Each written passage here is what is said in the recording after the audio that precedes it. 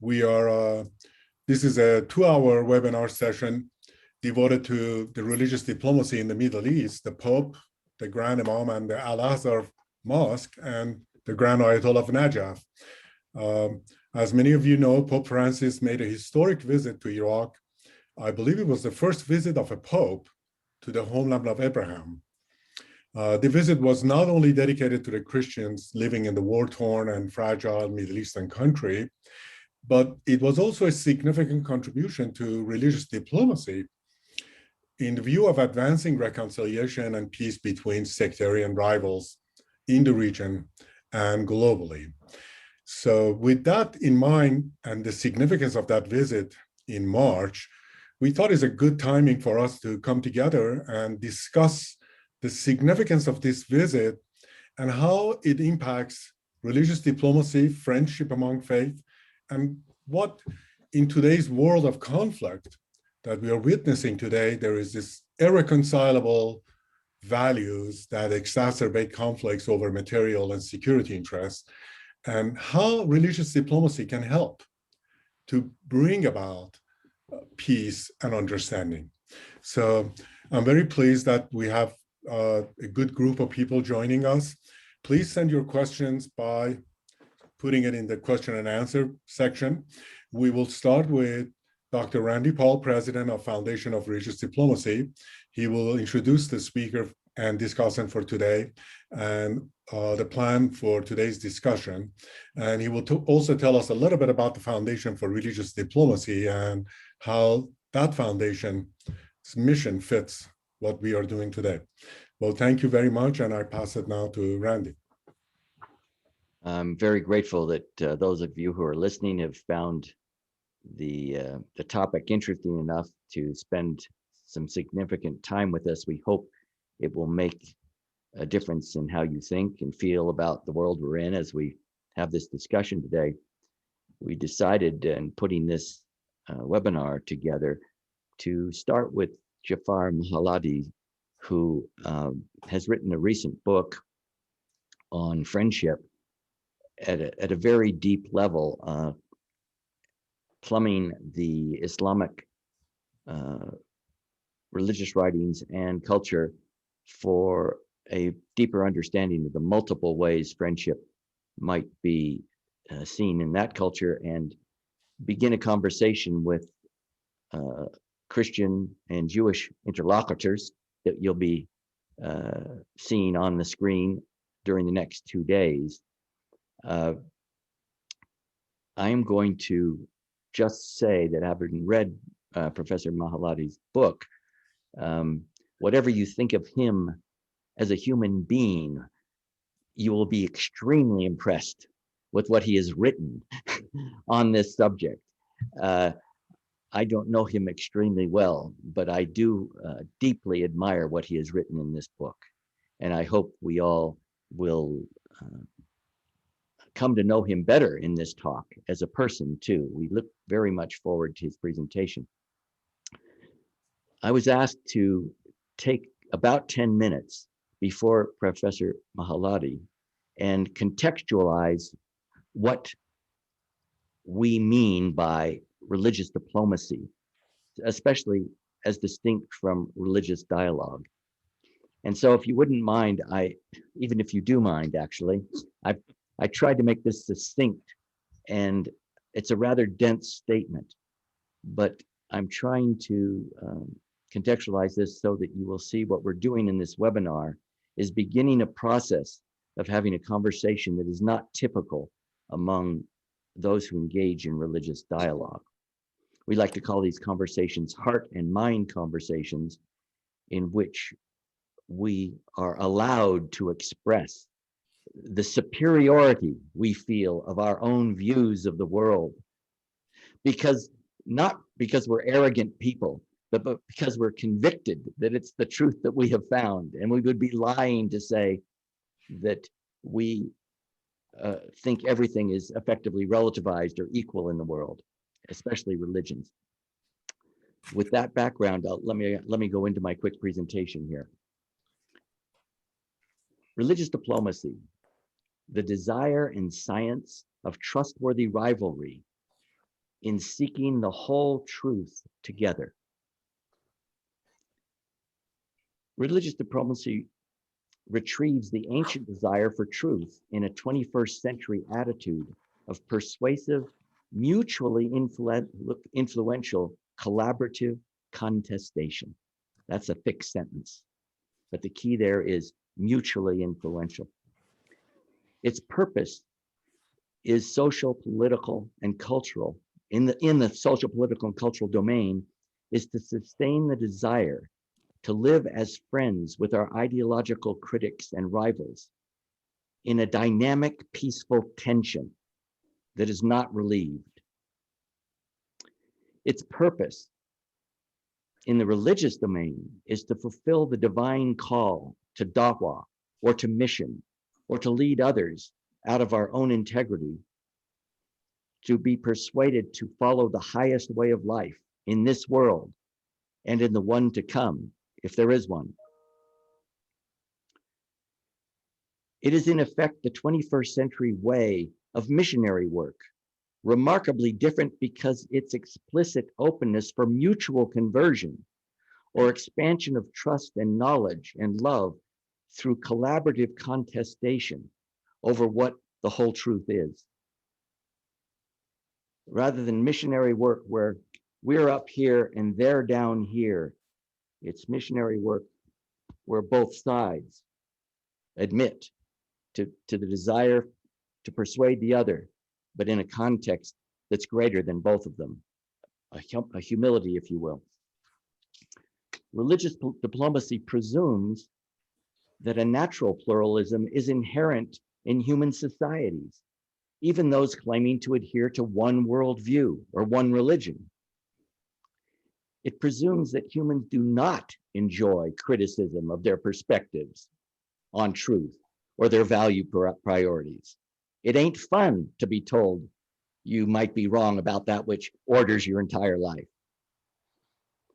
It presumes that we do not naturally trust those with ideological beliefs that contradict our own sacred or most valued beliefs and ways.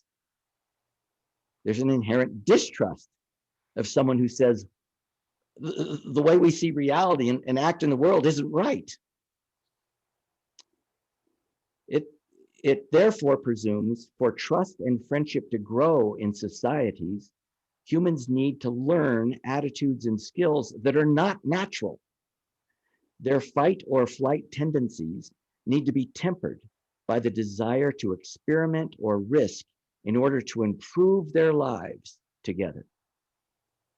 In short, religious diplomacy requires a new thinking or feeling that is inspired by those who have found it works to decrease suffering and to increase enjoyment. That's a simple statement to say, until you've experienced religious diplomacy and its benefits, you're probably not to want to go for it. And therefore, there's a modeling that we are trying to create with this conversation and many more hereafter to show people, because we have experienced the good that comes from it, it's worth the risk and the experimentation. Crucially, religious diplomacy must be religiously motivated. It must fit well within orthodox ways of one's own ideology, to be authentic and to allow us to be loyal to our obligations and to our own integrity. Therefore, prior to enjoying inter-religious diplomacy, we must engage in intra-religious diplomacy, building trust within our own tribes in the integrity of the practice.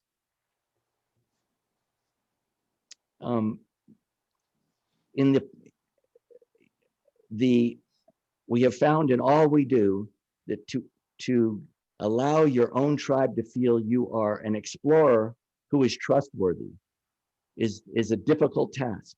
And so intra-religious diplomacy, you are all going through this, I know, in your own communities, has to begin as people find that it actually can expand their own faith traditions and their own fidelities as they seek more of the truth with their rivals, as well as with their own communities where they have differences of opinion within the community. In short, it becomes a commitment to stand with and withstand our religious critics and rivals within our own communities and in other communities. I love that little play on words. I hope you got it. As Charles Péguy said, the French philosopher, even as we contest our differences, we are not situated opposite our adversaries, but alongside our adversaries. And therefore, alongside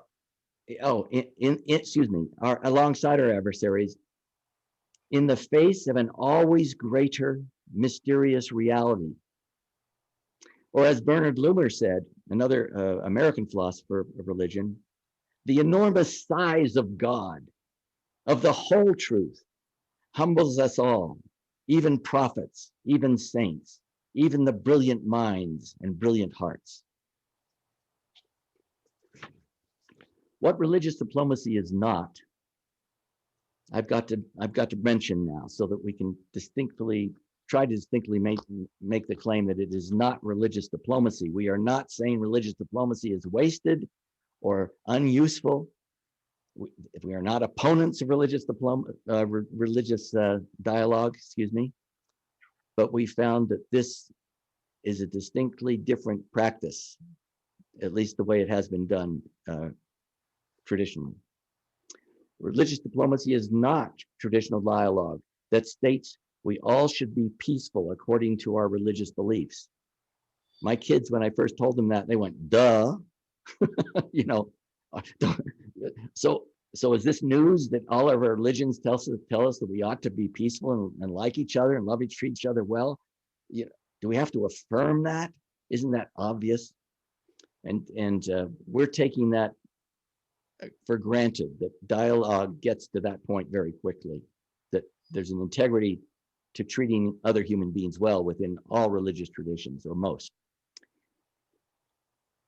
Nor is religious diplomacy, religious diplomacy, unlike religious dialogue, does not denounce the attempt to persuade as well as to understand. On the contrary, it is all about mutual persuasion. That is one of the prime goals of religious diplomacy, is to change the other's viewpoint or convictions about truth, and to allow the other to attempt to do it to you, to be open to that possibility that you could also be changed by the encounter. It can be scary. It's not for kids. Religious diplomacy is not a replacement, or is a replacement for dialogue, therefore, in many cases. It's a collaborative contestation. It eschews cultural dialogue, this is very crucial. Dialogue eschews or fears greatly what it calls cultural genocide, the power of one group under the colonial idea of just smashing the culture that it is attempting to change or proselytize, usually using military or economic power to effectively intimidate so the others will convert, right? This is a very traditional way of describing proselytizing in a colonial setting. Well, we believe religious diplomacy actually engages in contestation with authenticity in order to promote the continuation of a dialogue between cultures. So at the level of persuasion, it can be authentic, where you admit we have different levels of power. We admit that some people are in third world countries or first world countries, but do we stop trying to persuade each other because of those differences? That's a form of insanity to claim because we're different, we have different power positions, we can't talk about what's in our hearts and minds. And so we explicitly in religious diplomacy put the power differentials on the table up front, and then say, in the face of that, let us seek the whole truth together, attempting to push back against the tendencies of power to give one person's view of reality a greater weight than another. We find no other option than to explicitly admit the inequalities and then go for the truth together nevertheless. I'm almost done with this monologue.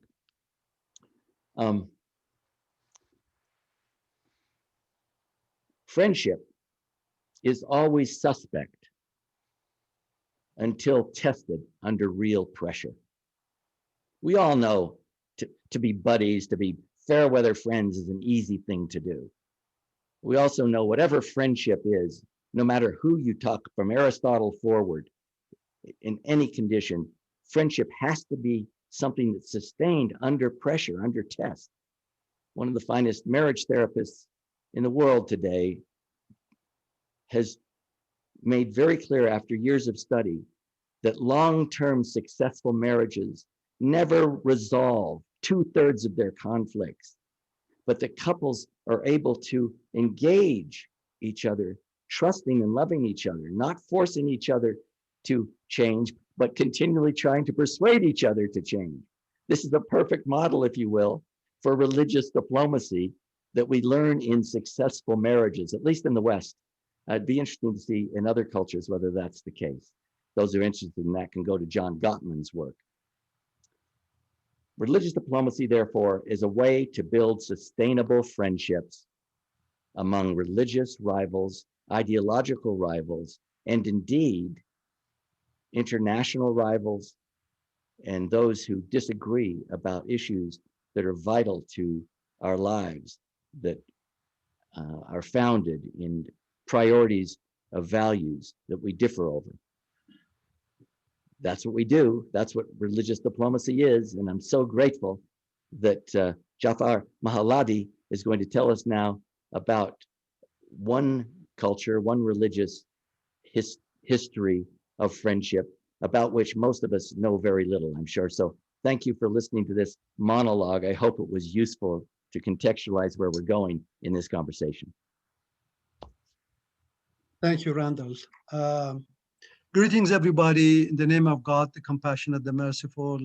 It's a great honor for me to share my thoughts with you today. And before I speak, I want to express my deepest appreciation for both cutting-edge initiatives, namely Basketball Initiative and Religious Diplomacy Initiative, that together they have put together this webinar, and it is so timely, and I tell you why. My talk actually begins with a few snapshots of what has been going on since 2017. In 2017, Human Rights Commissioner, with the help of some other organizations, they put together what it is called the Beirut Declaration of Faith for Rights. And the idea was to promote the role of religions to support human rights, to uphold human rights, and see how they can manage the relationship between religion and human rights. That culminated in Beirut Declaration. In my book, I have talked about it extensively. The second story was in January 2018, a year later.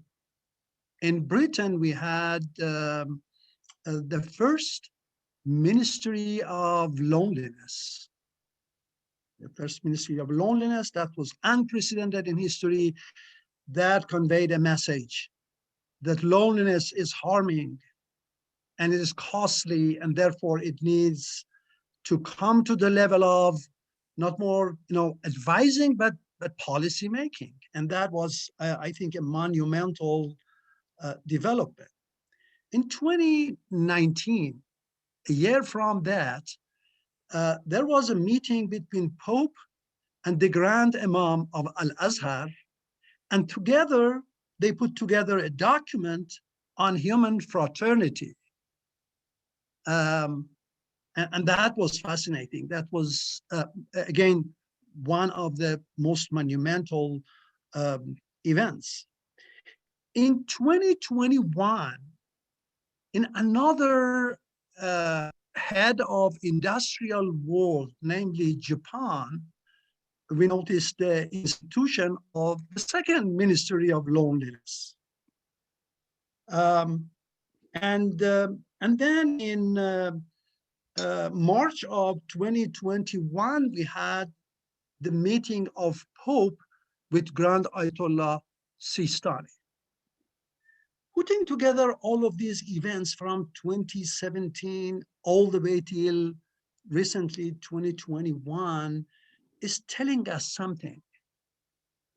It's telling us, all of these events are telling us that it is really a good time for a paradigm shift in the way we look at each other, in the way we look at life, and in the way we look at the problems we are facing at this juncture, namely rising of neo-fascism, unilateralism, and economic problem, global warming, and all of that.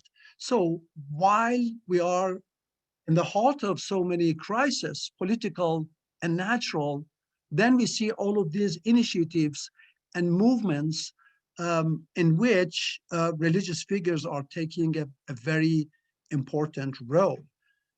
All of this are pointing to one conclusion, that yes, we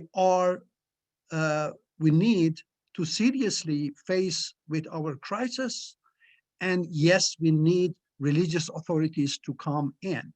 21st century, to the surprise of so many sociologists and psychologists and historians, in fact, is a more religious century than expected. And it's therefore no surprise that suddenly the visit of Pope with a Grand Imam and Grand Ayatollah takes so much attention, which talks about the wonderful potentiality of all religious traditions in helping this paradigm shift to take place. With this background, I want to address actually a matrix of how and in how many levels of possibility of religious diplomacy are there. In a very nutshell perspective, I would say, in my view of 3 levels of peacemaking, the first level is what I call ethics of war. And importantly, all religious traditions, specifically Abrahamic religious traditions, have great input into ethics of war. And I don't want to get into much details, but the question of ethics of war is telling us that even if we are in a just war, still there are norms of ethics that we have to observe. So triumphalism is not the point, but to act morally is more important. As Michael Walzer has put it, ethics in war shows the skeleton, the backbone, the foundation of the morality in any religious tradition. When countries or societies or 2 people are in war, it is the most difficult moment to observe ethics. And therefore, it is really the backbone, the foundation of a moral perspective. However, religions, specifically Abrahamic religions, have great contribution in teaching human beings that even in a just war, they have to observe moral codes. Now, ethics of war can only bring us to ceasefire. From ceasefire on, we are in a state of hatred, or what we know in political terminology, we can call it Cold War. This is the second level of peacemaking. And in this second level of peacemaking, religions, again, have great tradition of apology and forgiveness.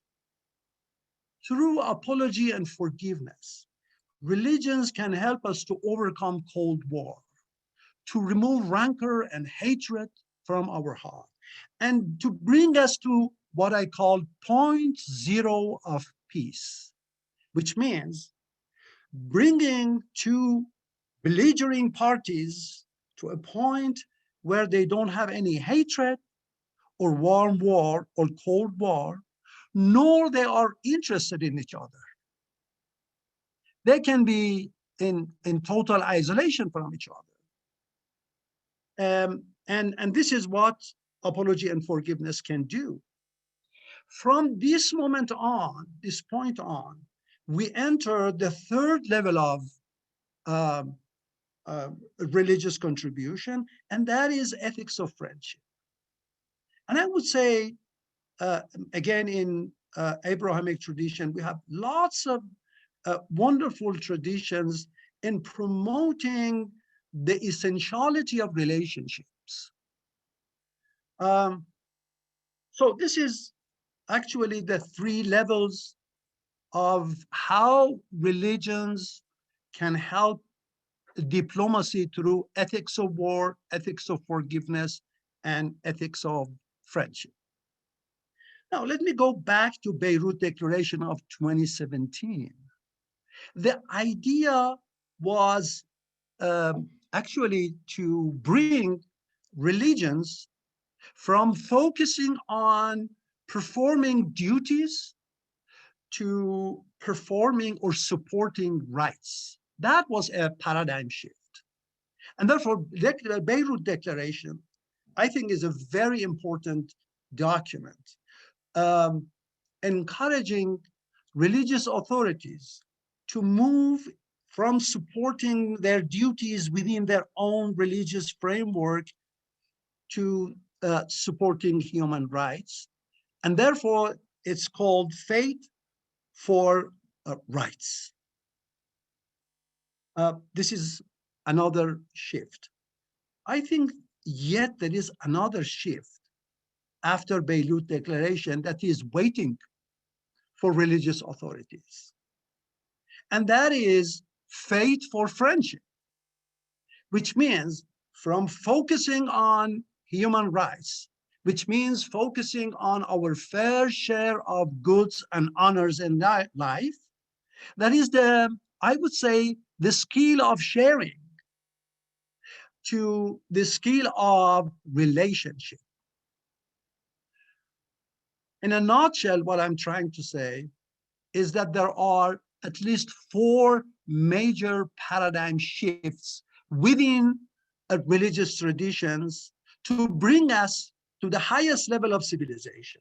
Number 1, moving from ethics of war to ethics of forgiveness to ethics of friendship, and moving from religion for duties to religion for rights to religion for relationships. And this is the matrix that I'm mentioning, which defines actually the framework of all possibilities for religious diplomacy, if I may say.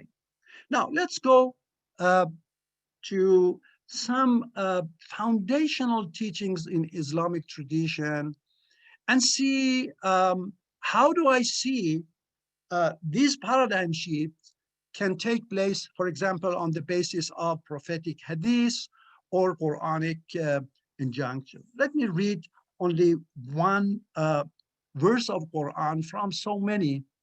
We don't have much time. وَلَا تَسْتَوِي الْحَسَنَةُ وَلَا سَيِّئَةُ ادْفَعْ بِالَّتِي هِيَ أَحْسَنُ فإذا الذي بينك وبينه عداوة كأنه ولي حميم. Let me read the English translation. The good deed, this is chapter 41, verse 34. The good deed and the evil deed are not equal. Repel by that which is better. Then behold, the one between whom and you there is enmity shall be as if he or she were a loyal, protecting friend. The idea is clear. Quran is teaching Muslims that whatever behavior from the other you are receiving, react or reciprocate in a better way. React in a better way. Why? This is the reasoning. Because if you react to any action in a better way, in a more moral way, then the end result of this move is friendship, is sincere, deep friendship. This is a methodology of friendship making coming directly from Quran. Let me shift from Quranic injunction into, I would say, a hadith, a statement from one of the top figures in Shiite tradition. لا تعادين أحدا وإن ظننت أنه لا يضرك ولا تزهدن في صداقة أحد وإن ظننت أنه لا ينفعك. Don't begin any hostility, even if you suspect that the other side cannot harm you. And don't lose the opportunity for friendship making, even if you suspect that there is no benefit from the other party. This is a wonderful advice and framework for looking at relationships. I think this is a world view. Let me mention something that was going on between Aristotle, a Christian theologian, contemporary Christian theologian, 2,500 years later, James Charles, and Imam Ja'far al-Sadiq, more than a millennium back. In between these centuries, look at what has been going on. Aristotle said, we cannot be friends with everybody. If you are friends, this is exactly quotation. If you are friends with everybody, then you have no friends. The concept for Aristotle was, there is no way in our limited time we can befriend all people.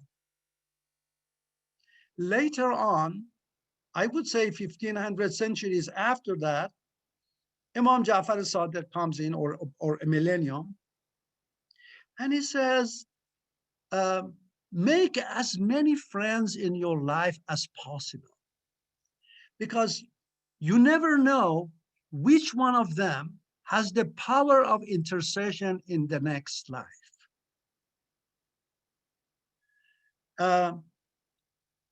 1500 years, for 1400 or 1300 years later, James Shaw, a Christian theologian, comes in, and in rejecting Aristotelian perspective, is saying that, look, in fact, in religious traditions, we believe in immortality of human being.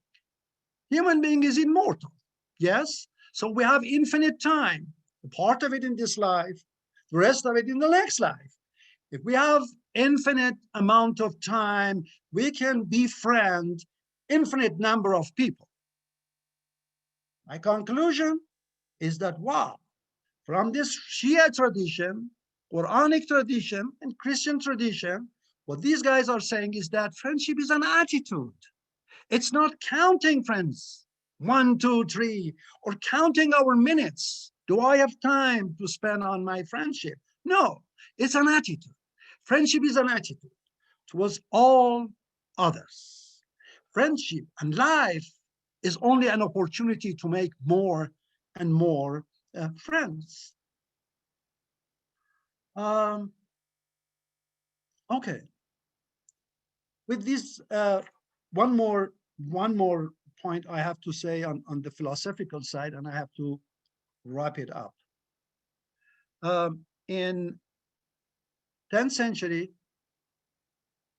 the very first Muslim philosopher of ethics, Abu Ali Miskawi, who lived during the era that we call Islamic Renaissance, under the Buyid dynasty. And this is the time when all branches of Islamic sciences just, came out and spread all around the world. And in fact, it created a wonderful impetus for European Renaissance later on. Abu Ali Miskawi read Aristotle very well, translated into Arabic, and not only a linguistic translation, but also translated it with Quranic terminologies. And he came out with the idea that, hey, if you read Quran, God is saying that if I wanted to deal with everybody on the basis of justice, not a single creature would have survived. Justice alone, therefore, cannot make people survive. Miskawi continues, and he says that, let me think, what is the name of human being in the Quran? Oh, the name of human being is insan. It is an Arabic word from the root word uns. A human being in Quranic context is coming from the Arabic root word of uns. What do you think uns is? Intimacy. Then he concludes, oh, therefore, that creature that is practicing intimacy is what is called human being in the Quranic context. This is a perfect ontological perspective of human being and definition of human being. We know that Hegel, for example, said, human being is what he thinks. Karl Marx says, human being is what he works, he does. Miskawi, a millennium back, says that, oh, human being is how he practices intimacy. It is as if the history is transformed upside down. I think we have to revive Miskawi, invite him to this time, to our time, and to say that this is exactly what we are missing at this juncture. With these backgrounds, I go to Pope's meeting with Grand Imam and Grand Ayatollah. The first meeting came in with the idea of Declaration of Human Fraternity, in which they went into details about the essentiality of relationship. Somehow I could see the resonance of what Jonathan Sacks, the great rabbi, said before this event, when he said that, well, religion is moralization of love. It also resonates something that I read in the work of a Christian theologian, Werner Ginran, when he said, there is no religious truth outside the praxis of talking to each other, the praxis of dialogue.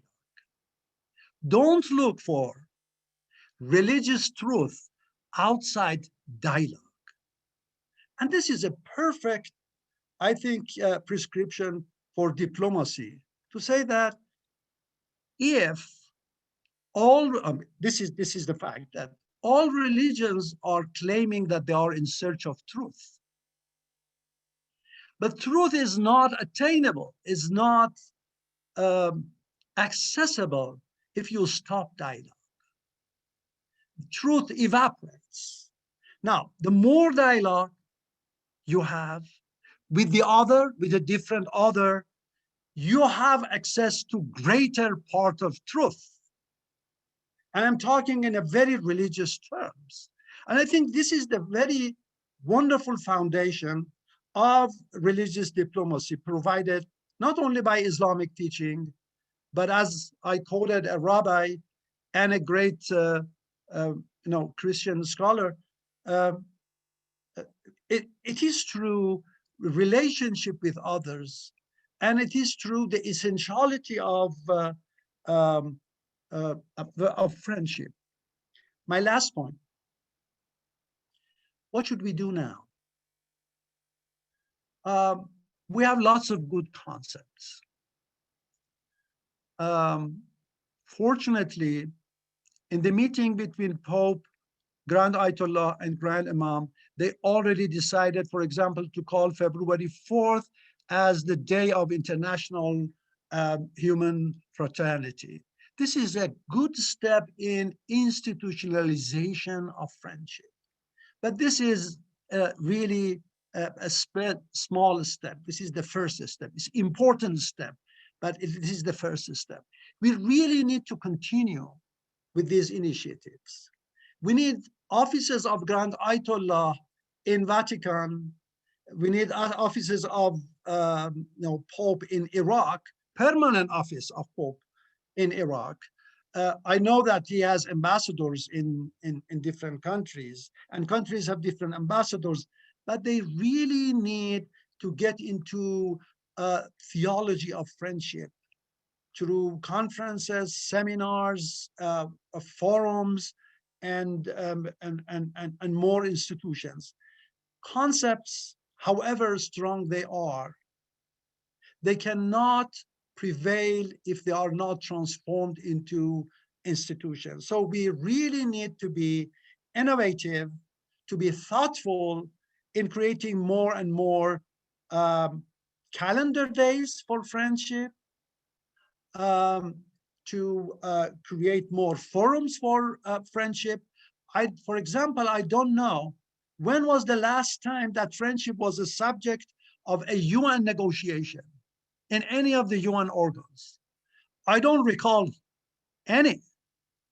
Isn't it surprising that the entire United Nations has not been engaged in friendship making or friendship studies or friendship philosophy or friendship theology? I don't know many theological institutions in Muslim world or in Christian or in Jewish world that they are permanently engaged in friendship studies.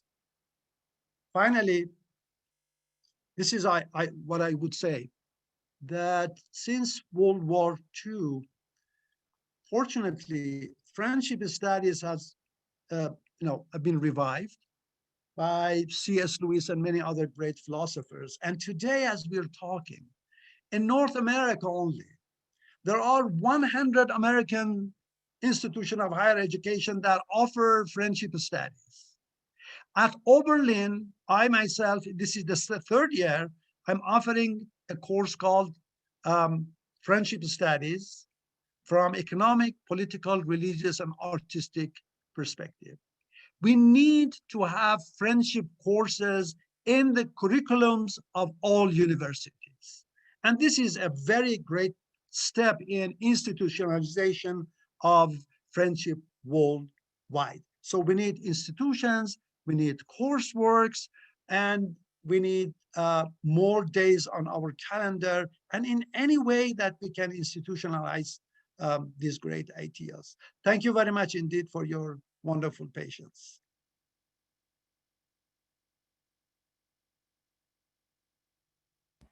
Thank you so much, Jafar.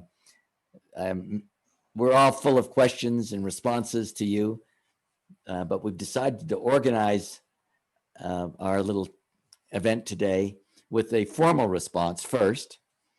And Dr. Daniel Peterson, who has for many years been a professor of Middle Eastern studies.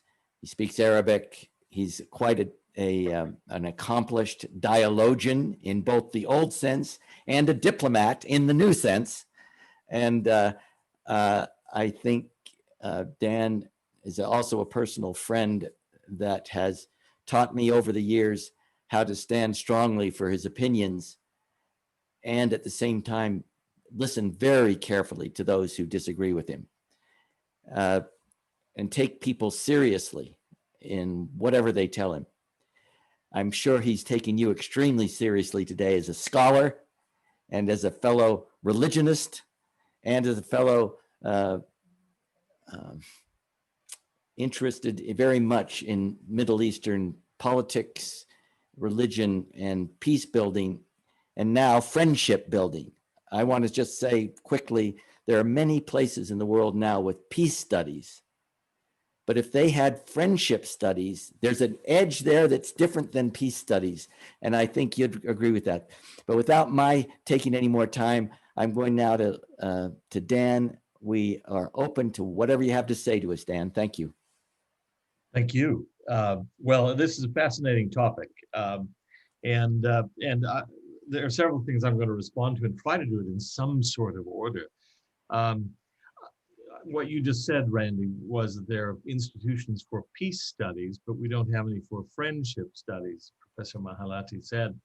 And I think that's a very interesting fact. Peace can be defined in a very minimalist way. We're not killing each other. We have peace. But is that really peace? It's not the kind of peace that the world's religions talk about, where they encourage you to have inner peace. Okay, I'm not fighting with myself. That's basic. It's necessary, but it's not sufficient. And so I like the idea of pursuing friendship. I really love the 3 levels of peacemaking. Yes, there is an ethics of war, but that's at a minimum.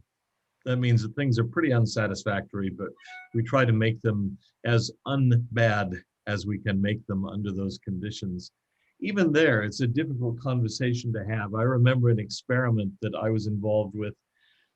Oh, I'm getting old now, so the years fly, but it was 10 years ago, maybe. We met on the island of Malta. It was a group of American intellectuals. How I got into that group, I don't know. But with a group of Arab intellectuals, all Arab, no Iranians or Turks, but Arabs. And we were trying to talk about the ethics of war. And the group that organized it thought that what they would try to do is bring in the Western just war tradition that was formulated mainly by Catholic theologians, Hugo Grotius, people like that. And then to bring that into dialogue with the Islamic tradition of the laws of war. It was a highly unsatisfactory discussion, I have to say. I found out afterwards, we found out, that all of the Arabs thought that we were CIA agents. They didn't trust us at all. They thought we were trying to justify the Iraq war or something like that. We weren't at all. This was, at least as the organizer of the thing said to me, gee, I wish I had CIA money. I had to raise it all myself. So that was a frustrating experience, but I've still thought it would make for a good discussion. What points of commonality do we have in terms of the just war tradition in the West and the Islamic laws of war? There are some points, it seems to me, that are pretty obvious where we're similar, where we're trying to limit the evils of war that we all recognize. War is not the optimal state, but how can we make it a little less bad? But I love then going from that to the idea that it culminates in a ceasefire, then a Cold War. Is this even peace, really? If we're constantly maneuvering to try to put the other side at a disadvantage to gain power over them without firing a shot, without drawing a sword, that isn't peace either. But the idea of an apology and forgiveness goes beyond that. You can have a Cold War, a ceasefire, where both sides are still very bitterly angry at each other, but they've agreed that fighting is not worth it. Apology and forgiveness gets a little further, gets us further along to ending hatred, and then to that 3rd level, which I love, the ethics of friendship. When can we reach a point, where countries or peoples, or individuals who have previously been at war, can actually discover that they're friends. So I think that's a really useful distinction, those three levels, that and that's what we ought to be aiming for, not simply a Cold War. I haven't seen the news this morning because I've been traveling, but there may eventually be a cease war between Israel and Hamas, a ceasefire. Is that peace? No, not really. Is it friendship? Absolutely not. So there's a lot to be done, even though a ceasefire would be desirable. Too many innocent people are dying on both sides, more on the Palestinian side than on the Israeli side, but still innocent people are being killed. And so ending that is an important idea, an important goal, but insufficient. It would be nice to create the conditions where this does not happen again. Now, what that will take is, of course, a matter for negotiation. I've just picked up some interesting notes here that caught my attention. I love the derivation of insan from uns, from intimacy. That got me thinking about Aristotle's definition of the human being in the politics as a zoon politikon, a political animal. He really did not believe that human life was possible outside of, and he used the word politics, but what he means by that is the Greek city-state, the polis. He means society. That humans who live on their own in isolation are not really humans. Oh, biologically they may be, but if they're not in human relationships, they're not human. We would say maybe they haven't been socialized, but he might say, hey, they haven't been made human. They are not humanized yet. And I think of a famous character in Islamic philosophy, Hayy ibn Yaqzan, in the famous philosophical allegory of Ibn Tufail, of a man who is raised on a desert island by animals. There are two different suggestions of how he gets there. One is that he's put in a boat and drifts to an island and is raised there by a deer. Or another is that he's spontaneously generated on that island, but he lives entirely alone until he's mature. He's actually thought his way through he's brilliant, obviously. He thinks his way through all of the human sciences. He thinks his way through basically a Neoplatonic philosophy. He recognizes that there must be a God, an orderer of the universe and all of this, but he still isn't really human in an odd sort of way. It's not until another person shows up on the island to meditate, and we're not told what religion he's from. He might be Muslim. You could guess that, but it's never actually said. He comes from an established religion created by a lawgiver. Could be Moses, could be Jesus, could be Muhammad, could be someone else. I don't know. But he comes to that island and encounters Hayy. Hayy ibn Yaqzan means alive, son of the awake.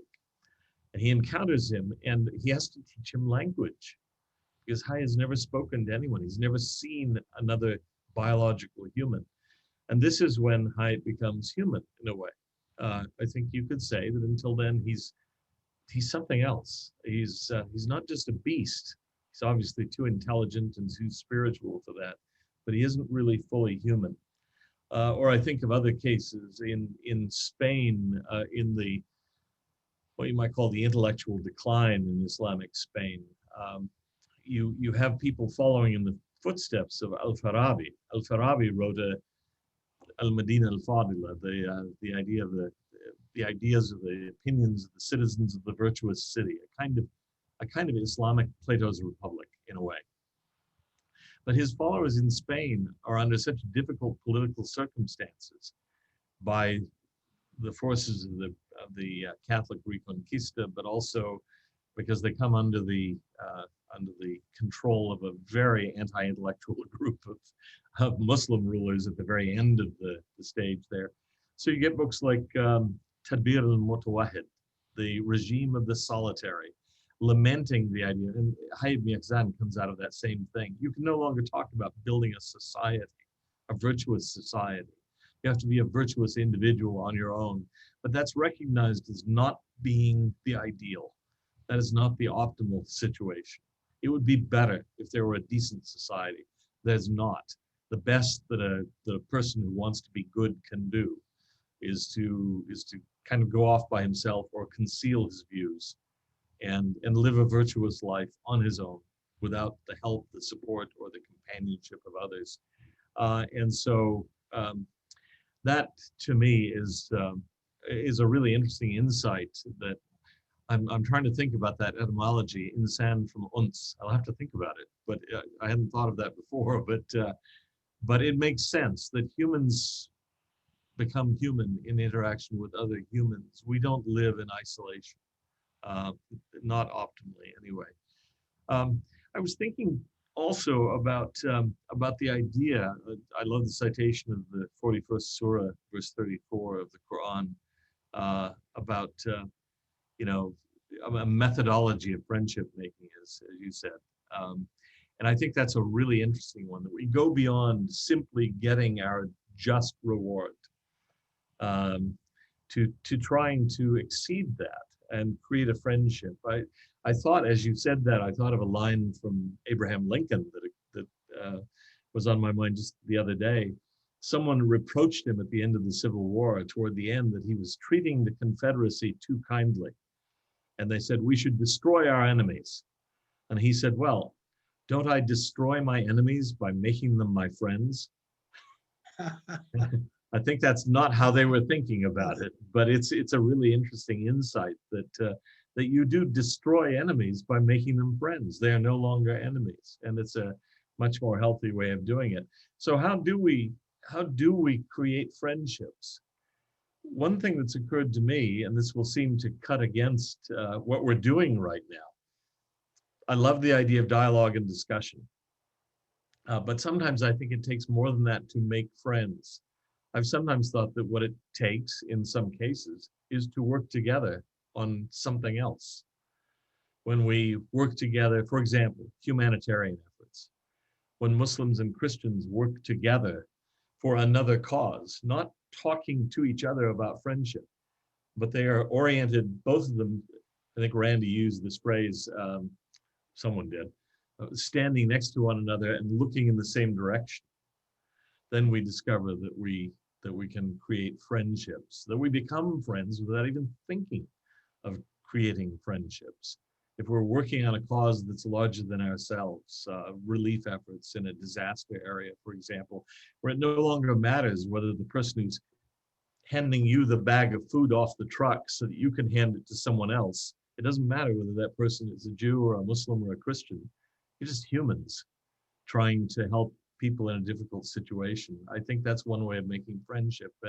And Randy, you and I have talked about the importance of simply sitting down sometimes before a discussion, harder in these days of COVID, and having a meal before a discussion, just having a meal together.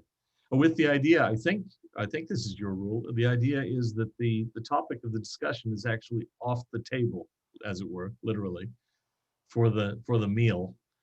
We just talk as human beings before that discussion. Learn a little bit about each other, discover that we're human beings, we have interests, we have likes and dislikes. Maybe you don't like broccoli, that's interesting. I don't like broccoli either. Actually, I do, never mind, bad example. But we talk to one another in a human way, and then we engage our ideas. So I'm interested in practical ideas of how to create friendship. I really do believe that talking with one another is a minimum requirement. It's so easy to demonize people that we don't know. Obviously, they're completely different than I am. They are completely evil and wrong in every regard. And then when I meet them, I discover they're actually not. They're very similar to me in all of the crucial ways. And I find it harder to dislike people that I've met than to dislike people that I haven't met, that I see only in the news, captured in their worst moments, which is often what the news will do to them. But if you were to sit down together, you would discover that you had something in common. If you were to work together on a project that interested both of you, that would also contribute. So those are some thoughts. I think it would be interesting. I'm trying to imagine what a professorship of friendship would be like, or I would be really interested in your class on friendship.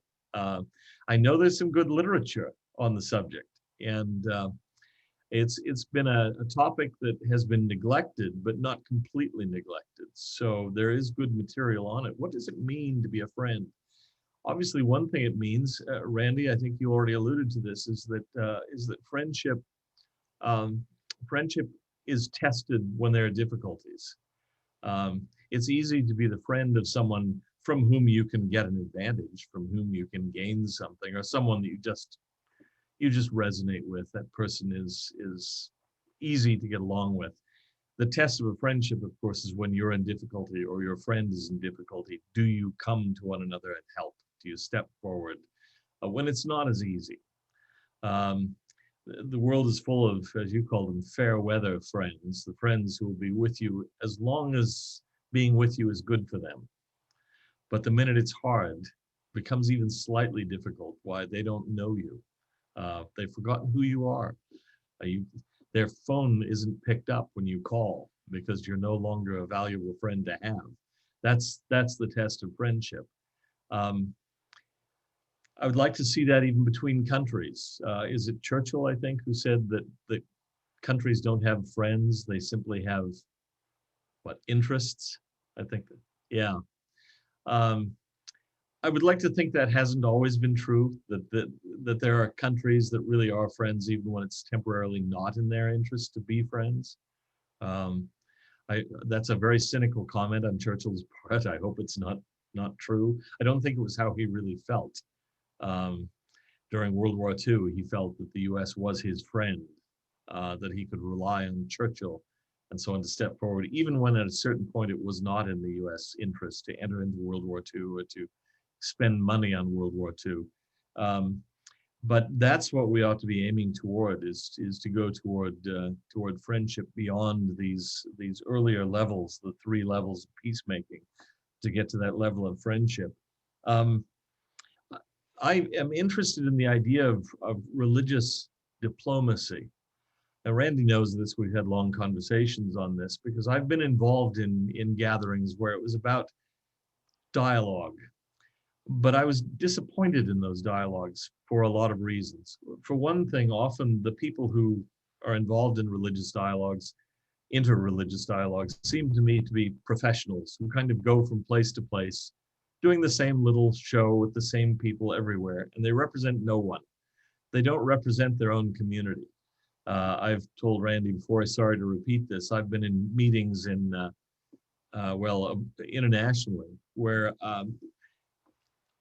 I was a non-Catholic involved in these discussions, but I found myself having to defend the Pope against the Catholics who were there. And I thought, I'm more Catholic than they are. Who do they represent exactly? Nobody.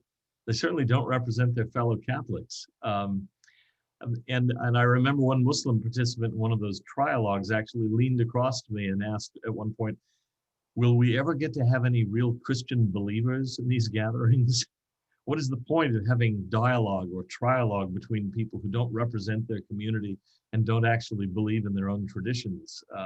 So interreligious diplomacy to me is important because you bring in committed people who really believe in Judaism or Christianity or Islam. They really believe in that, but they still want to talk. I've told the story before about the value of this sort of thing for me. Although it's not a story that involves me, and I'll tell it here. It involves my own very minority Christian religious tradition. I'm what's called a Mormon or a Latter-day Saint. At one point, there was a temple being built outside of Stockholm, Sweden. And as often happens when we build a building like that, sort of like building a mosque in the United States, local neighbors get upset. They don't want it there. They're afraid it'll bring down the neighborhood, attract undesirable people, whatever. And so there was opposition to the building of this temple, and the Lutheran Bishop of Stockholm, Christer Stendahl, was asked what he thought about it. Did the Church of Sweden have a position on it? And he didn't respond at first, but eventually he agreed to hold a press conference in which he would outline the position of the Lutheran Church of Sweden on the building of that structure. I won't give all the details of it, but he was actually a friend of ours. He had lectured out at Brigham Young University before. He was the former dean of Harvard Divinity School, very eminent scholar of the New Testament. But first of all, he said, yes, let them build their temple. Don't interfere. We have no objection to it. And he laid out 3 principles. I will just go into one of them. There are 3 really interesting principles for dealing with other religious traditions or even intellectual, cultural traditions other than our own. And the third one of those was, to me, the one that was most interesting. It was always leave room for holy envy. And what he meant by holy envy was learning from that other tradition about something they do or some way they think, some attitude of theirs that you think would be valuable enough to bring into your own tradition. Not, he says, that you want to surrender your beliefs. You may remain a committed Muslim or Catholic or Jew or whatever, but you look at this group and you say, they do that really well. I admire that. And I don't think that I do that as well as they do. Maybe my tradition doesn't do that as well as they do. I'm going to learn something from them. So for me, then, this kind of diplomacy, with people who are strong advocates of their own beliefs, is not just an occasion for converting each other, but it's an occasion for me to learn. When I talk to some of those people, I come away thinking, I envy that. I admire that. I remember with some of my Muslim friends, I've come away impressed by their reverence for even the physical Quran, where I've been careless. I envy and admire their commitment to a 5-time daily prayer. I think to myself, do I pray enough? Could I learn something from that? The answer is yes, I can. And so for me, religious dialogue, in that sense, religious diplomacy is not trying to achieve ecumenical agreement, certainly not. It's also not necessarily only about trying to convert the other person. It's about hearing what that other person says and learning from him or her something that I might be able to take into my own practice and beliefs and attitudes and profit from. It's a tremendously educational experience. And so I really believe that, and I'll quit soon, that intercultural, interreligious discussion is enormously important. There's a lot of criticism in the West recently about what's called cultural appropriation, where we take the food or the hairstyles or the clothing of some other group and bring it into our group. And some people see that as a form of imperialism. As something of a historian, I think to myself, when did cultures not do that? They've always done that. We always interact with other cultures and borrow, or if you will, steal things that we like. Their foods, their dress, their number system, their philosophy, their medicine, their science. Islamic civilization and the West both took from the Greeks. There wouldn't be a philosophical tradition in the West or in the Islamic world, possibly, if it had not been for their exposure to Aristotle and Plato and Plotinus and others.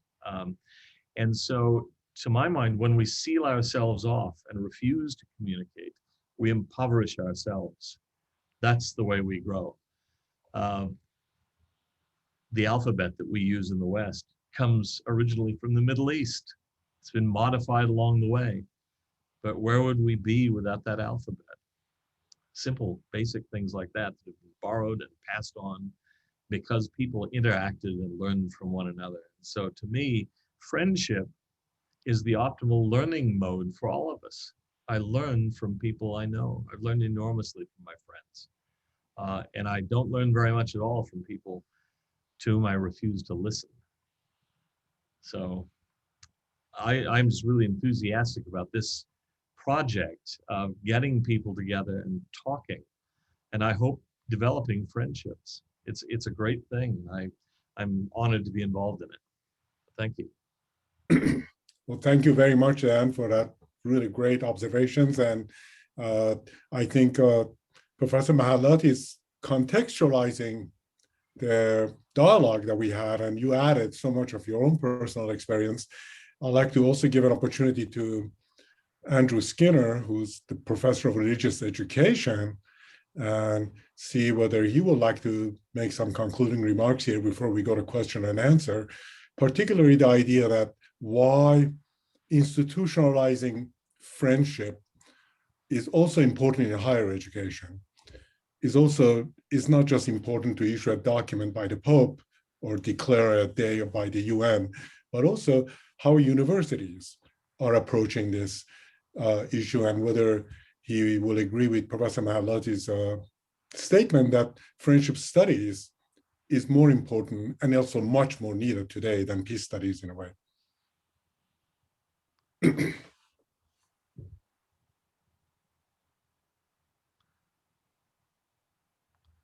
I've heard that the most common words now used are "you're muted," so I'm unmuting.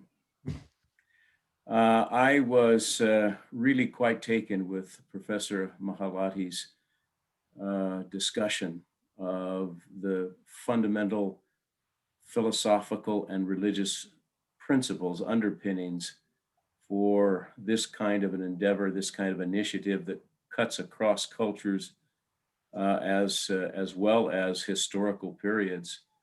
I myself am a historian of the ancient Near East rather than the modern Near East, and in particular, my last 37 years of teaching at the university level has been focused on Christianity, and in particular the New Testament.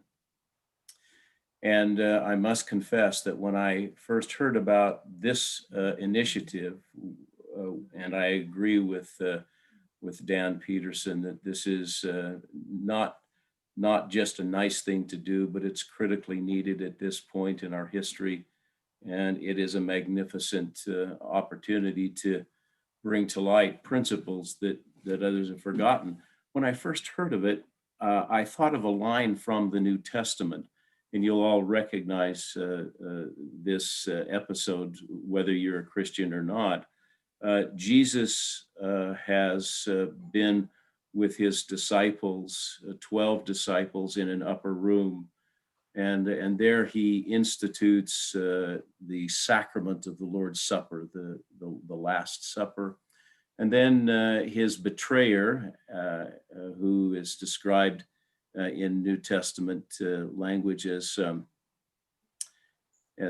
that son of perdition, he's not very well liked by any of the gospel writers, leaves to go be involved in his nefarious activities.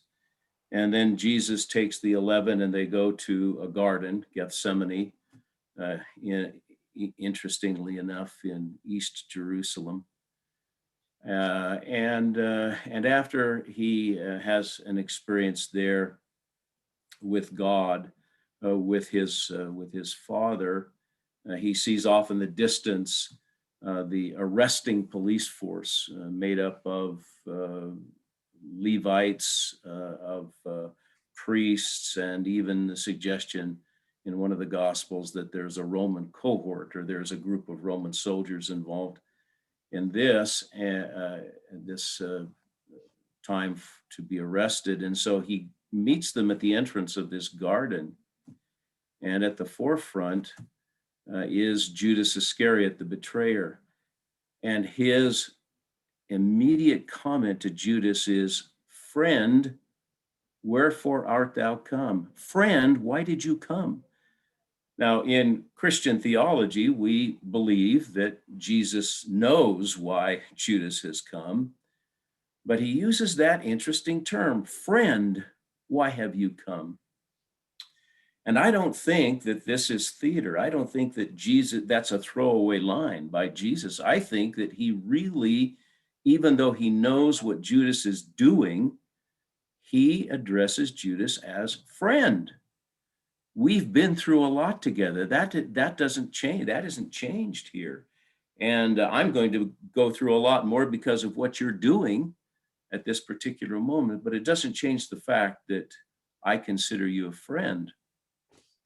And so from a Christian standpoint, this enterprise is tremendously important. It's important to me. I've spent, as Dan Peterson as well, has spent a lot of time in the Middle East, particularly living for a year at a time, or even a little bit more, on different occasions, 6 different occasions with my family. And there is, right now, this is the focal point of, I think, an example of the need for the kind of thing that we're trying to engage in, not just dialogue, but a kind of interaction where we can lay all of our cards on the table, so to speak, without fear of being ostracized by the people that we're discussing things with. And out of that experience, out of those times living there, and the necessity I see for what we're doing, comes an amazing episode. There was a lovely Catholic priest there at the time. This is, I think, during the 1990s, a lovely Catholic priest named Father Godfrey. And this is when I first actually was introduced to the concept of friendship from Father Godfrey, this lovely priest. And he tells the story of knowing 2 men very, very well in his role as one of the caretakers of the holy sites. And one of them was a Jewish man and the other one was an Arab man. And when he talked to them as individuals, neither one had very good things to say about the society out of which the other came. So if you talk to the Jewish man, it's those Palestinians who really are the cause of all of our troubles. And when he would talk to the Palestinian man, it's the Jewish people, and they're the cause of all of our troubles. And as it turned out, there was a freak snowstorm that hit Jerusalem. And the snowfall was significant for that part of the world. And I think more than 12 inches, 14 inches of wet, heavy snow had fallen overnight, and it had caused a roof to collapse on a Palestinian family that was living in East Jerusalem. And of course, the emergency equipment rushed in and they're helping. And Father Godfrey runs to help to clear away the debris and see if there are people that have survived this catastrophe. And when he shows up, he sees the Palestinian man that he's talked to over the years, and he sees the Jewish man that he's talked to over the years. And they're side by side helping to clear away the debris. And Father Godfrey says, basically, my language, not his, what gives? You know, on the one hand, I talk to you and you have very little good to say about the other, the people that the other man is associated with. What's going on? And the Jewish man says, yeah, but I know him, he's my friend. Well, unbelievable, you know, that it's the concept of friendship that brings 2 opposing people together. And so I wholeheartedly, there's maybe not strong enough language for me to endorse the kind of thing that we're undertaking. And I'm interested in it because my own experience tells me that university academics up to this point, at least my association with them, have not been very much interested in friendship. I wrote a little article or a little essay for a book. It was actually a Festschrift in honor of another professor. And the topic that I wanted to pursue was friendship. It almost didn't get published because friendship really isn't an academic kind of enterprise. Despite the fact that it's talked about by Aristotle and others, it just wasn't considered to be, I guess, scholarly enough. And so that's actually the way that I introduced the essay. You know, there are a lot of questions raised about when you want to start inserting the topic of friendship into an academic setting. So Absolutely. And like Dan, I was writing down notes like crazy. I hope you didn't think I was disinterested if I had my head down, because I was trying to take copious notes, and right there they are, Yes, so much. with and some practical ideas about how the very presentation, the very advertisement of the kind of thing that's being undertaken here will foster what Professor Mahalati is suggesting. Uh, I don't know. I've never heard of a university hosting a course on friendship. What an amazing idea. And it's something that even though I'm on my way out of the university, so to speak, I am going to mention it to not just my dean, but I know the academic vice president, and going to talk to him about this kind of an initiative. So I've rambled on a bit, but all of that is to say, what an amazing presentation by Professor Mahalati. What an insightful response by Professor Peterson.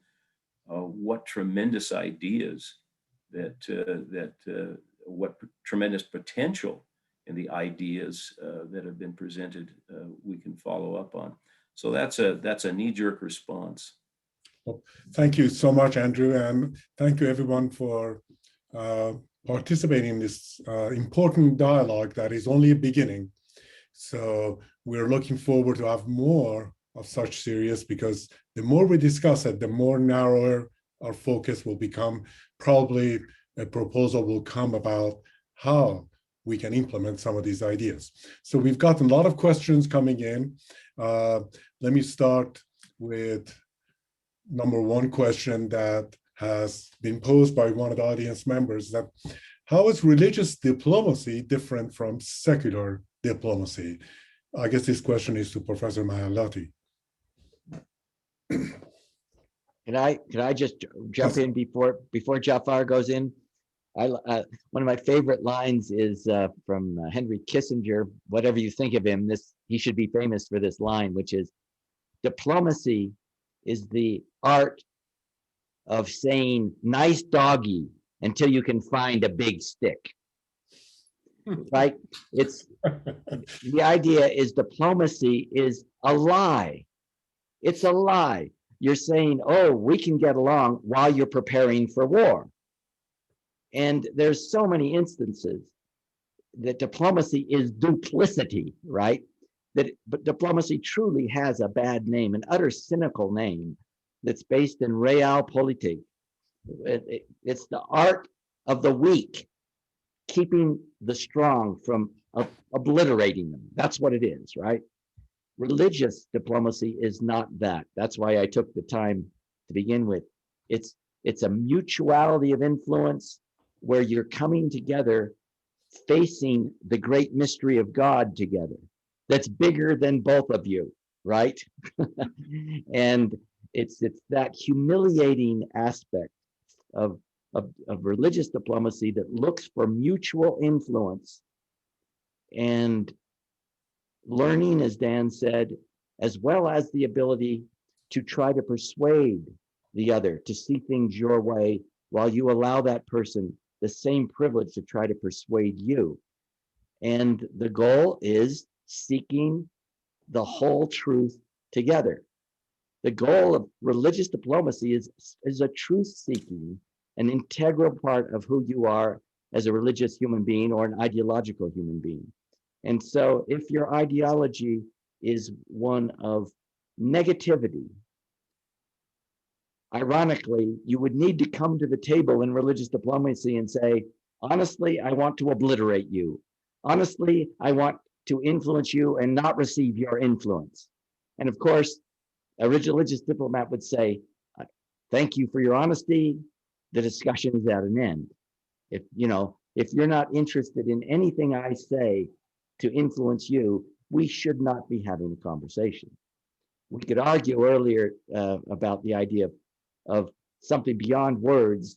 If you're a Christian, you could say, well, as Andy Skinner just said, Jesus acted as if his knowing enemy was his friend. That is a deep level that we usually don't dare go to in religious diplomacy, but it's out there as a possibility. Those of you who are true saints might go all the way and treat even your enemy who explicitly doesn't want your influence in a way to try to change that attitude of the enemy.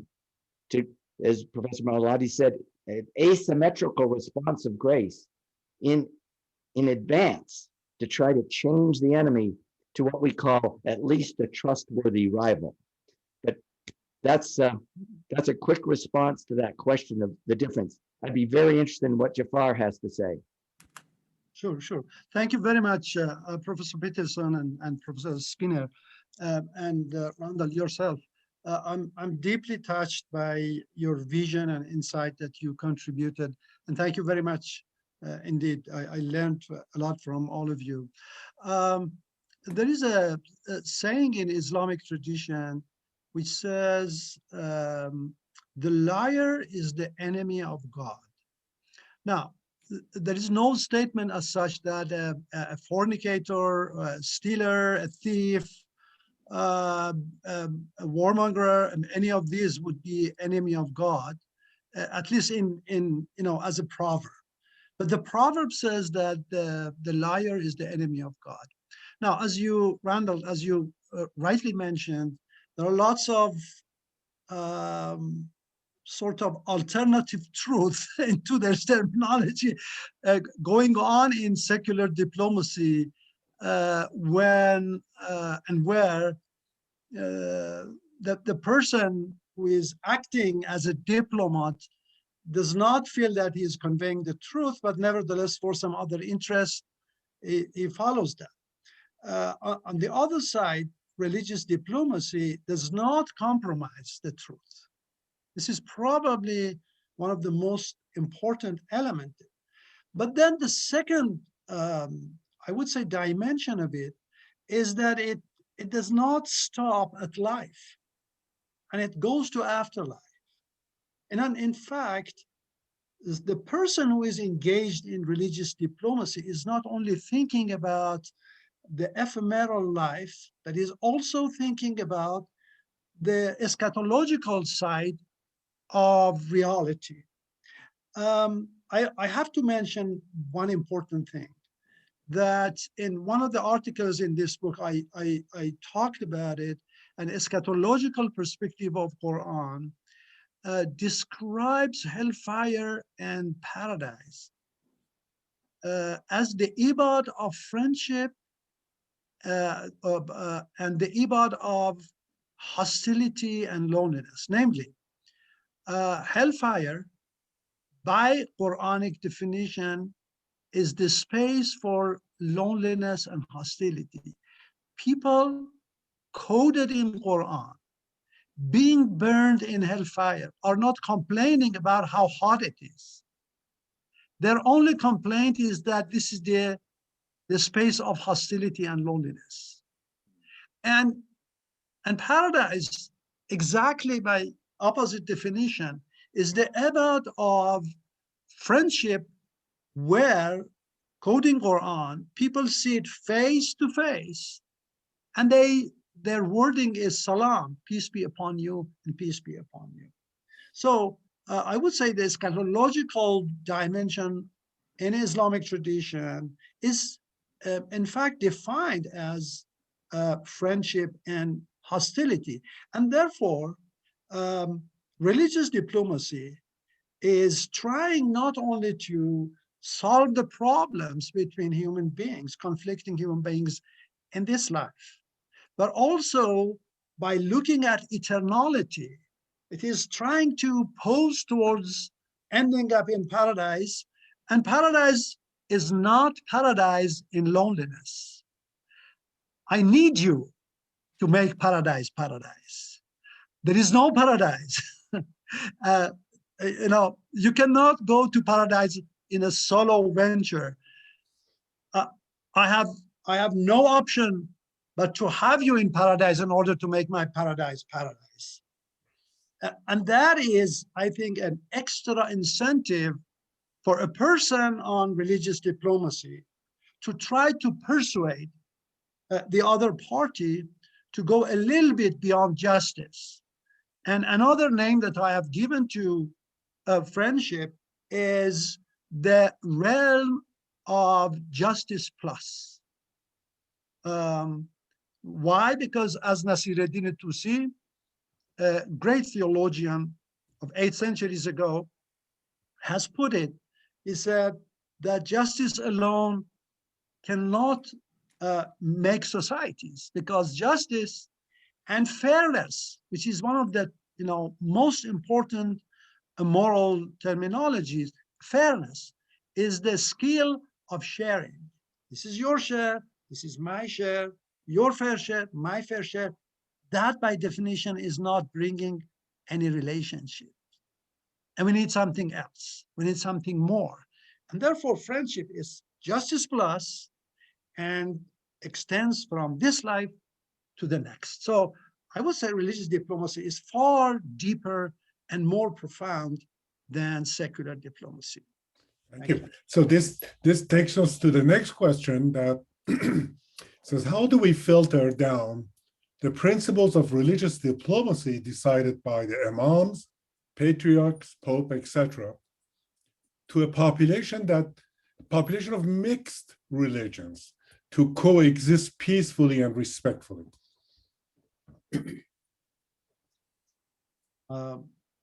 The floor is open for others if you want to intervene, but I have, I would say that Pope and imams need to produce new literature. Why?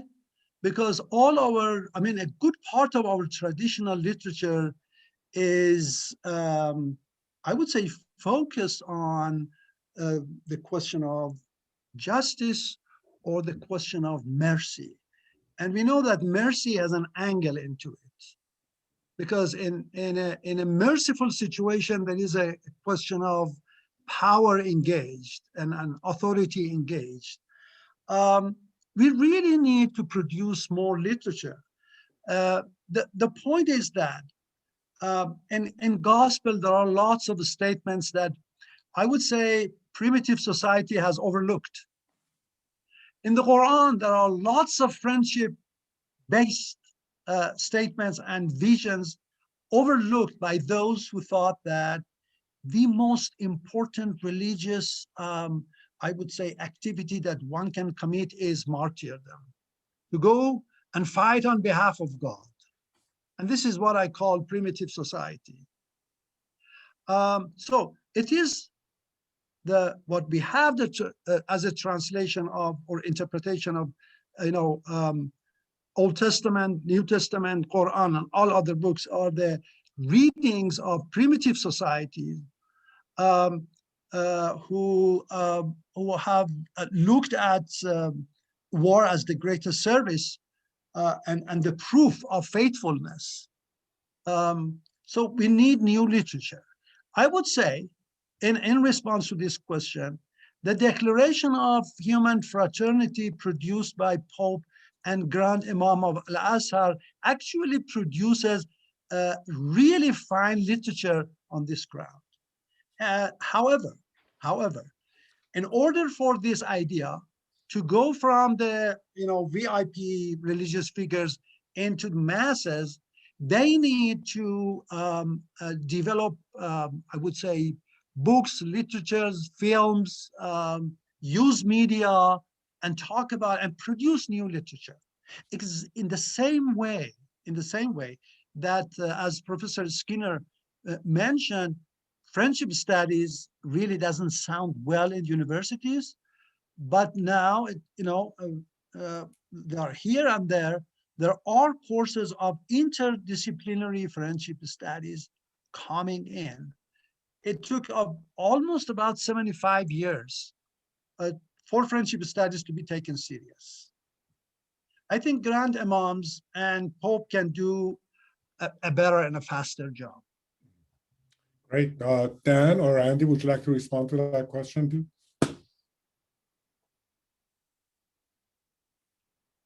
I'll take a quick shot. Or Dan, go. You go ahead, Dan. No, I was just going to offer a trivial idea. I find on a very grassroots level that I went through a period of several years where I would receive a telephone call about, I don't know, once a month or something like that from someone in California or Arizona, and they'd say, oh, there's a mosque being built in my neighborhood. Should I be afraid?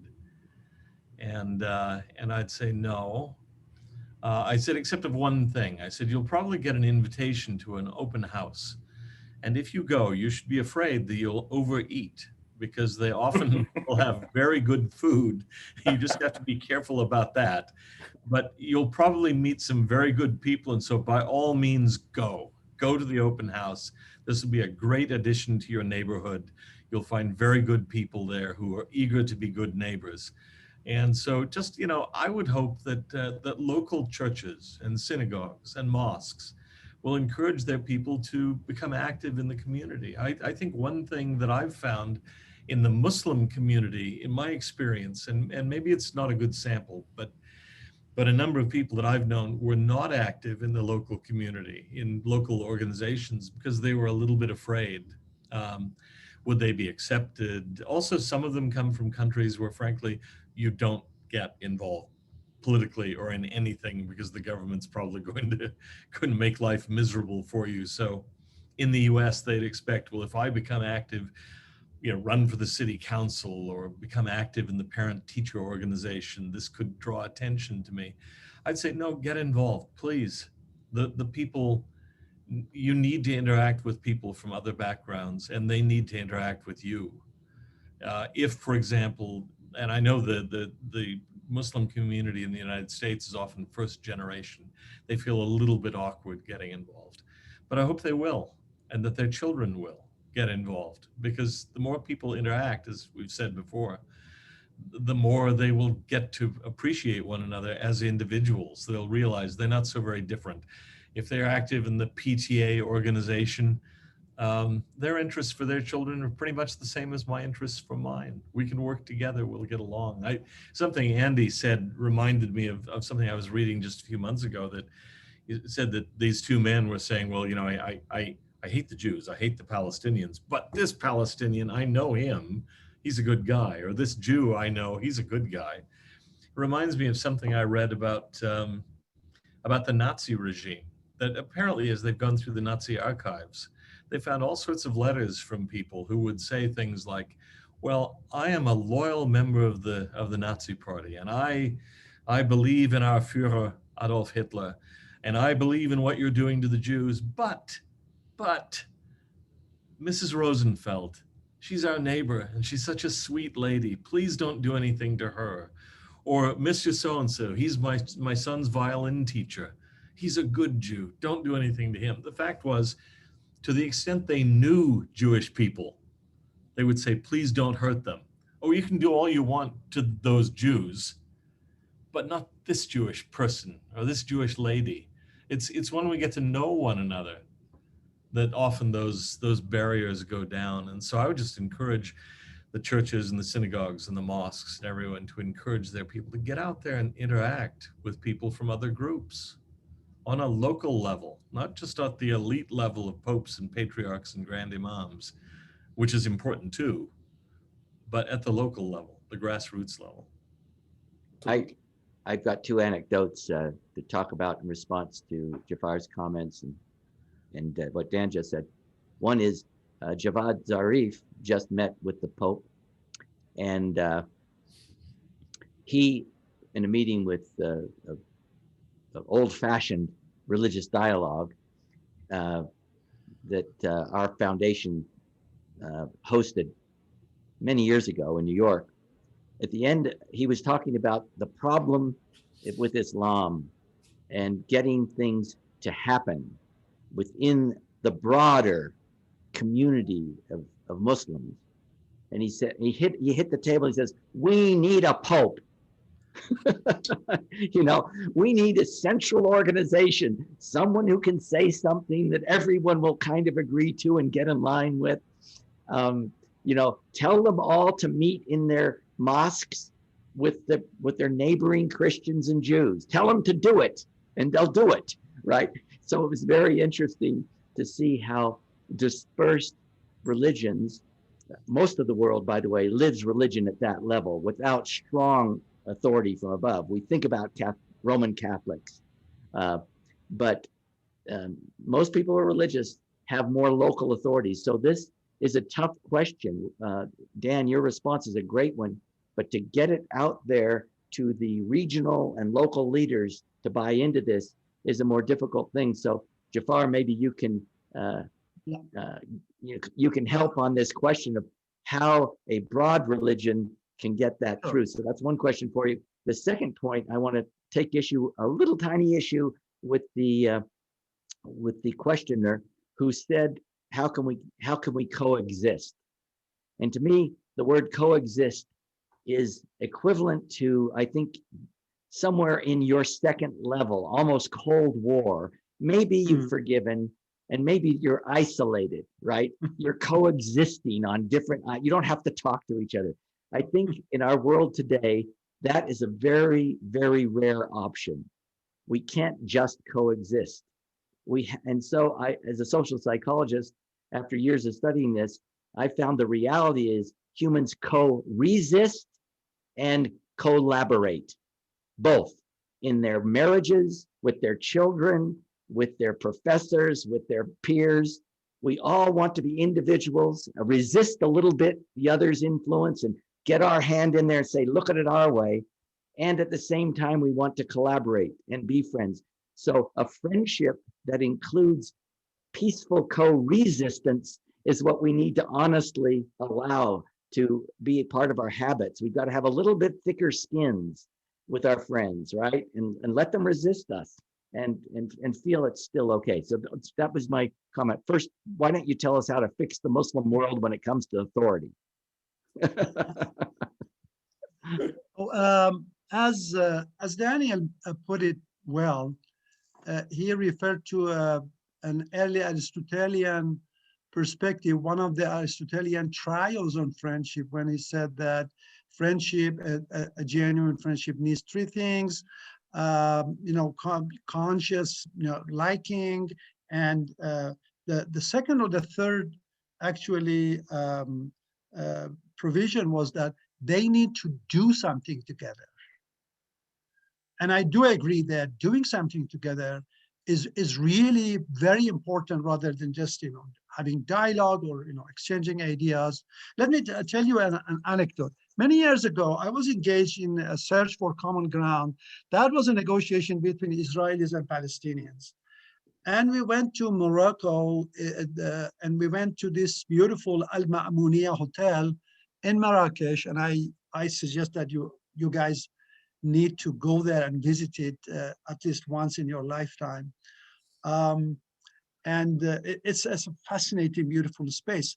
So I observed that during the morning and afternoon session, the Israeli and Palestinian negotiators were trumping against each other and really critical and shouting and all of that. Two things changed. I mean, the whole atmosphere. Number one, eating together, which was a tradition of Jesus. I mean, one of the Jesus actually methods of friendship making or peacemaking was eating together. And then after that, there was dancing. And I was deeply puzzled to see that these guys were dancing together beautifully, as if they never quarreled with each other. And it crossed my mind that, my God, art and sports are very important medium of friendship making and resolving differences and problems. So I would say art is a great means of conveying the message from religious authorities into grassroots, people, to street people, because the majority don't understand complicated theological, philosophical axiom, but they understand art. And for example, Al-Sayyid is a Tunisian artist who once was passing from a mosque and found a wall of mosque that was not used for anything, and went to talk to the rector, the Imam of the mosque, and said that, can you give this wall to me? I want to use it for, what is it? Calligraphy. So it is graffiti with calligraphy. And he said that is totally washable. I want to write a peacemaking verse of Quran, in calligraphy on this wall. If you don't like it, wash it away. He said, yeah, you can do it. And that was a full success. He wrote a beautiful peacemaking verse of Quran, and it attracted lots of people. And believe me, in a couple of years, he was invited by all capitals of the world: Paris, London, Rio de Janeiro, New York, Johannesburg, to go and write Arabic calligraphy in a translation of one of the good statements in different cultures, write it in Arabic and in calligraphy, and it's attracted lots of people. We have lots of interesting art examples. An orchestra, a Jewish Palestinian orchestra, for example, an Iranian American orchestra performed in the United Nations. Wow, I mean, that would make a huge difference. So direct language actually is not very effective. Indirect language, artistic language, sport language, music language, all of this, I think this is the way to convey the message to masses. Very Thank good. you. And so one participant is asking whether real friendship is when there are common interests about differing religious background, but only common ground in commonality of economic interest through partnership and commerce. I mean, I think the questioner is asking, isn't there more friendship coming if there is a kind of collaboration in the economics and commerce? And I think he's asking if Israel had invested in Gaza, the city would have been saved and not bombed in face of the conflict. I do agree with this comment that common interest is very important. And I heavily support the idea that if Israel would have built something in Gaza instead of bombing it, would be much more effective in bringing, in overcoming the gap. But the word interest is a little bit dubious and vague, because it immediately people think that it is only economic interest. And I would say that recently the world interest has expanded and in fact has covered friendship as well, as in a sense that what is more interesting interest between human beings than friendship? I would highly recommend a book by Todd May, who has written a book called, I think, Neoliberal Economics and Deep Friendship. And there he talks about all economic factors and deep friendship. And he actually criticizes the fact that neoliberal economics has created a pseudo remedy for loneliness by shopping, too much shopping and consumerism. And in a sense that even people, when lonely people are really bored and depressed and want to do something immediately to get rid of the situation, they go shopping. And they meet each other even shopping. So shopping has been central in our mode of life. And it says that this is something that has to change. So we need to a sort of shift from economic interest into bigger interest, and that is deep friendship. And in the second half of the book, it talks why friendship is the only remedy for consumerism. And he says that because friendship is the only thing that has a story and history, and therefore it has meaning, for deep meaning for life. And so that's a perfect book about the relationship between economics, neoliberal economics, and friendship. That's excellent. Thank you. And I think we touched on this important issue of the economics and friendship, and obviously investing in the other side could have positive impact. But as you mentioned correctly, interest must be defined correctly here. So another audience member has asked this question: can these same ideas be applied to major divisions within our societies with equal effectiveness and importance? So I guess this is a question of interfaith religious diplomacy. And here again, I want to bring your attention and ask you, if the Pope met with the Grand Imam of Al-Azhar in 2019, and then with Ayatollah Sistani in Iraq, is he not giving the same message right now to the Muslims? I cannot, this is a very important question.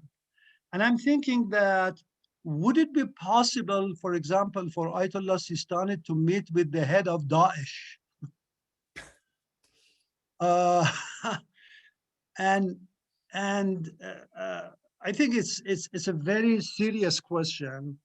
I would say definitely I see much more common ground between the views of Ayatollah Sistani and Pope than Ayatollah Sistani and Daesh.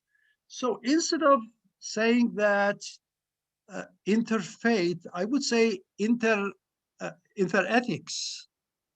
interworldviews. I don't know whether I conveyed the message or not, but I see that Ayatollah Sistani or Grand Imam of Al-Azhar are far more closer to the ideas of Pope than Talibanism or Daeshism, or ultra right, fascism, or all of this.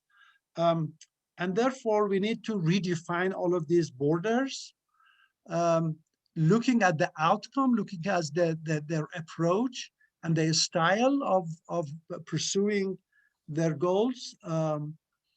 Yes, I mean, it is important to create this intrafaith dialogue, but we need first to redefine them before we get engaged. May I just add something on this? I think you look even at a society like the United States, where I think almost everybody is aware that the political factions are as strong now as they have been in my lifetime, certainly, where different factions simply will not speak with one another. They're convinced the other side is evil. They're not just wrong, they're not just mistaken on a policy idea, they're evil. And so it's a total war, which can result in violence. It did on January 6th in the Capitol building. I mean, it's easy to point at the Middle East and say, oh, look, they've broken into factions, but that's happening worldwide. There's strife within India between Hindus and non-Hindus in India and elsewhere, where people who used to live together reasonably well as neighbors are now finding it harder and harder to do that. And so the importance of that kind of diplomacy, sitting down to eat together and so on, is greater now than it's ever been. Absolutely. Absolutely. Well, I guess, Randy, we can do some concluding remarks now. And tomorrow, we will hope to revisit all these themes that were raised by Professor Mahalati and the questions with Professor Alan Brill, the professor of Jewish Studies at Seton Hall, and Reverend Bishop John Cheney, who was the former director of the National Cathedral and one of the rare figures that has met many political leaders. I think Reverend John Cheney is one of the few Christian leaders who has dealt directly with many political leaders.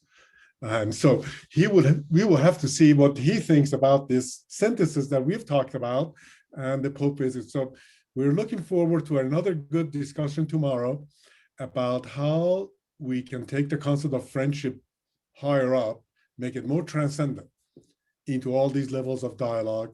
And we will have different groups of people joining us tomorrow. And so with that, Randy, would you like to add any remarks for concluding today's session? I appreciate that tip from Jafar on Todd May's book, so I'll take a look at it. I've got another tip for our listeners and for you on the panel, a book coming out right away by J.D. Hunter, his last name is Howard. I think it's Tal, T-A-L, Howard. He goes by Tal. And he's done a history of the use of interreligious dialogue. And it's a fascinating, detailed work. In one of his chapters, he goes into detail on the trouble we're now having describing what we're doing. As Jafar said, is it intercultural? Is it interreligious? Is it multi-religious? What is it? How do we have words for this? And I have found, as my last parting shot here, whenever there's foment and real change, we search for words because something new is happening. And it's a really good sign that that this fine piece of scholarship by Professor Howard ends up by saying, what's next? I don't know, but something's got to give. Dialogue isn't working as it is now. And he kind of sets the stage for the kind of conversation that we're having today. So let's not be afraid that we don't have the right words yet. We're working on it. Thank you very much for this great conversation today. Well, thank you very much. And thank you very much to Jacob and the John Wisdom Foundation too for being a good sponsor. And I think they participated in this dialogue. So we look forward to having another good discussion tomorrow with Professor Alan Brill and Bishop Cheney. Thank you very much.